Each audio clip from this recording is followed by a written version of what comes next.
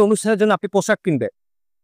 আপনি যদি একটা নামী কোম্পানির দামি পোশাক কিনেন, আপনি ধরে নিবেন যে এটার কোয়ালিটি ভালো এবং এটা প্রবাবলি ফ্যাশনেবল। এটা একটা মেন্টাল শর্টকাট। আরেকটা এক্সাম্পল দেই। আমরা সবাই ফুটবল খেলা সম্পর্কে মোটামুটি জানি। ফুটবলে ক্রস করে না? ওই যে উইং থেকে উড়ায় মারে পেনাল্টি বক্সের ভেতরে। আচ্ছা, এটা একটা প্লেয়ার হিসাব করে কিভাবে বলটা কিভাবে রিসিভ করবে, এই হিসাবটা কিভাবে হয়? এটার একটা শাস্ত্রীয় উপায় আছে যে বলটা কত গতিতে মারা হইলো, এটার অ্যাঙ্গেল কি, এখানে স্পিন কতটুকু আছে, উইন রেজিস্ট্যান্স কত, একটা ফর্মুলা আছে, ক্রাশের অঙ্ক, প্রজেক্টরের অঙ্ক। ওই ফর্মুলায় বসালে আপনি এটা করতে পারবেন। এখন প্লেয়ার কি মাঠের মধ্যে খাতা কলম নিয়ে অঙ্ক করে কিনা? না, সে একটা মেন্টাল শর্টকাট ইউজ করে। কি করে? সে 3টা কাজ করে। প্রথমে সে চোখ দিয়ে বলটা ফলো করে, তারপর সে তার গতিপথটা পরিবর্তন করে নেয়। যেখানে বলটা গিয়ে পড়বে মনে হচ্ছে, সে তার গতিপথ ওদিকে করে নেয়।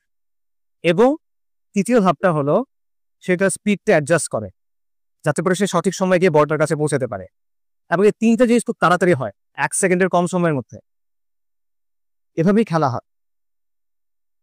এখন এই যে আমরা মেন্টাল শর্টকাট ইউজ করি, এগুলোকে বলে হিউরিস্টিক্স। ঠিক আছে, মেন্টাল রুলস অফ থাম্ব।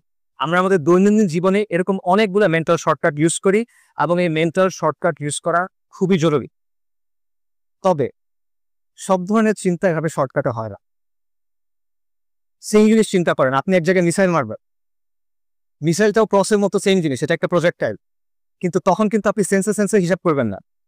আপনি তখন ক্যালকুলেটর দিয়ে, কম্পিউটার দিয়ে নানা হিসাব করে কাজটা করবেন। কেন? জিনিসটা সেম। কারণটা হলো হিউরিস্টিক্স দিয়ে যখন আমরা কাজ করি, মেন্টাল শর্টকাট দিয়ে আমরা যখন কাজ করি, তখন কাজটা খুব দ্রুত হয়, কিন্তু অ্যাকুরেসি কম হয়। আর আমরা যখন ধাপে ধাপে কোনো কাজ করি, জটিল হিসাব করি, তখন এটা স্লো হয় কিন্তু অ্যাকুরেট হয়। এবং মেন্টাল শর্টকাট দিয়ে আমরা যখন চিন্তা করি, সাধারণত কমপ্লেক্স প্রবলেম এভাবে সলভ করা যায় না, জটিল সমস্যা এভাবে সমাধান করা যায় না। সমস্যা হলো দুনিয়ার বেশিরভাগ গুরুত্বপূর্ণ জিনিস আসলে কমপ্লেক্স প্রবলেম, এগুলো কয়েক ধাপে সমাধান করতে হয়।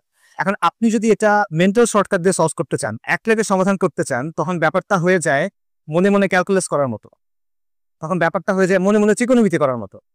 সেটা করতে গেলে কি হবে? ভুল অ্যান্সার আসবে, রাইট? সো এই বিষয়টা আমাদের মনে রাখা দরকার। আমাদের আজকের যে আলোচনা,